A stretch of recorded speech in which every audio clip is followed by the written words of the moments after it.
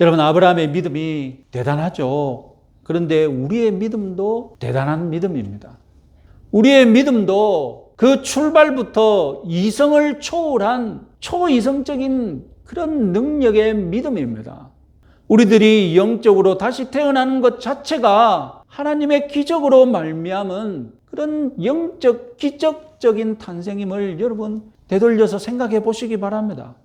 우리가 믿음으로 인하여서 영적으로 탄생하는 일, 예수님은 니고데모와 대화하시면서 하늘로부터 태어난 것이라고 말씀하셨죠.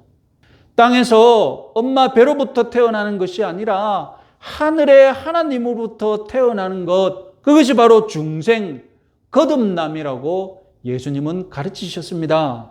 믿음의 자녀는 육체로 태어나는 것이 아니라 믿음의 자녀는 하늘로부터 태어남을 믿으시기 바랍니다. 육체로 태어나는 모든 인간은 영적으로 사망 상태에서 태어납니다. 육체로 태어나는 모든 인간은 전적인 타락 속에서 태어납니다. 하나님을 믿을 수 없습니다. 그래서 육체로 태어나는 모든 인간은 영적으로 다시 태어나야 합니다. 영적으로 다시 태어나는 일, 이건 육이 할 수 없는 일이죠. 육체가 할 수 없는 일입니다. 전능하시고 영이신 하나님께서 우리 영혼을 되살려 놓으셔야 합니다. 그래서 우리에게 중생의 은혜가 있는 것입니다. 저와 여러분 모두 중생의 은혜를 체험하였음을 믿으시기 바랍니다. 우리도 아브라함처럼 위대한 믿음을 소유하고 있습니다. 여러분, 창세기를 믿으시죠? 지금 예수님의 동정녀 탄생을 믿으시죠? 아브라함은 그런 믿음 없었습니다. 아브라함은 그냥 하나님만 믿었던 거예요. 자기 이후에 무슨 일이 있을지 어떻게 알고 믿었겠습니까? 내가 그리스도의 재림 때 부활할 것을 믿으십니까? 대단한 믿음이지 않습니까? 이렇게 말도 안 되는 믿음을 우리가 소유하고 있지 않습니까? 우리도 아브라함과 같은 위대한 믿음을 소유하였음을 확신하시기 바랍니다. 히브리서 11장은 아브라함을 우리 신앙의 본으로 제시하고 있습니다. 우리가 닮을 수 없다면 본으로 제시하면 안 되겠죠. 우리가 닮을 수 있으니 신앙의 본으로 제시하는 것 아닙니까? 우리도 충분히 아브라함처럼 완전한 믿음을 소유할 수 있음을 여러분 확신하시기 바랍니다. 우리가 24년 한 해를 돌아볼 때에 믿음의 승리를 거두기도 했습니다만 믿음이 연약해지고 걸려 넘어진 일이 더 많은 것 같이 느껴집니다. 그러나 우리는 그런 실패에 좌절해 있으면 안 됩니다. 내가 어떻게 신앙을 가졌는지 그 시작을 되새겨 보시기 바랍니다. 그리고 우리는 하나님을 바라볼 때에 우리는 믿음의 사람으로 충분히 하나님께서 잘했다고 칭찬해 주실 것을 믿으시기 바랍니다. 여전히 우리는 하나님 앞에서 하나님의 자녀로 하나님께 칭찬받을 존재임을 여러분 확신하시기 바랍니다. 새해 2025년에는 24년의 믿음보다 더 큰 믿음, 더 성장한 믿음을 가지실 것을 축원합니다. 신실하신 하나님께서 우리를 그렇게 만들어 가실 것입니다. 자기 아들을 아끼지 아니하시고 우리 모두를 위해 내어주신 그 하나님께서 어찌 우리를 그냥 내버려 두시겠습니까? 어찌 우리 교회를 그냥 내버려 두시겠습니까? 신실하신 하나님을 믿으면서 새해에는 더 많은 승리를 하시는 여러분들 되시기 바랍니다. 자, 오늘 본문에 이르는 문맥을 살펴보는 것이 상당히 유익한 겁니다. 자, 17장에서 아브라함에게 이삭을 약속하셨고, 그리고 18장 앞부분에서는 사라에게 이삭을 약속하신 그 이후 이삭이 태어난 21장 사이에 무슨 일이 있었는지 한번 살펴보시면 재미있습니다. 자, 18장에서 아브라함은 이방인들을 위해 기도하는 그런 믿음의 조상다운 모습을 보여주었죠. 하지만 20장에서는 어떻습니까? 이방인 아비멜렉보다 못한 그런 쫄부의 모습을 보여주었죠. 이렇게 아브라함은 마치 조울증 환자처럼 상승했다가 하강했다가 조증이었다가 우울증이었다가 이런 사이클을 반복했습니다. 지극히 지상의 인간다운 모습이죠. 아브라함은 흔들렸습니다. 아브라함은 이 약속이 있고 성취되는 사이에 흔들렸습니다. 그러나 하나님은 흔들리지 않았습니다. 아브라함이 흔들리니 여러분 하나님도 흔들릴 것 같습니까? 아브라함이 좋았을 때 하나님도 들떴다가 아브라함이 나빴을 때 하나님도 축 처져 있을 것 같았습니까? 하나님은 변함없이 자신의 약속을 붙잡고 이 약속을 끌고 가고 계셨습니다. 그리고 기어코 그 약속을 실현시키고 말았습니다. 여러분, 이어서 우리 오늘 본문에서 주목해 볼 사실은 이삭의 탄생을 너무 간단하게 보고한다는 것입니다. 말씀드렸다시피 이삭의 탄생을 본격적으로 약속하신 때가 17장 15절 때부터입니다. 이때는 아브라함에게 말씀하셨죠. 그리고 18장에서는 이삭의 약속을 다시 사라에게 말씀하셨죠. 18장 15절까지입니다.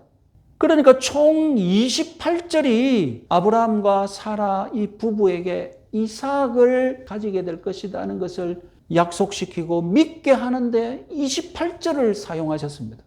28절이면 한 챕터 분량이지 않습니까? 한 장 분량을 이삭을 예고하는 데 쓰셨어요.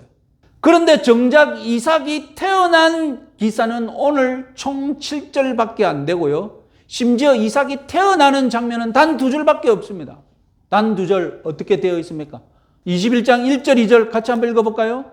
여호와께서 말씀하신 대로 사라를 돌보셨고 여호와께서 말씀하신 대로 사라에게 행하셨으므로 사라가 임신하고 하나님이 말씀하신 시기가 되어 노년의 아브라함에게 아들을 낳으니. 무엇을 강조하고 있습니까?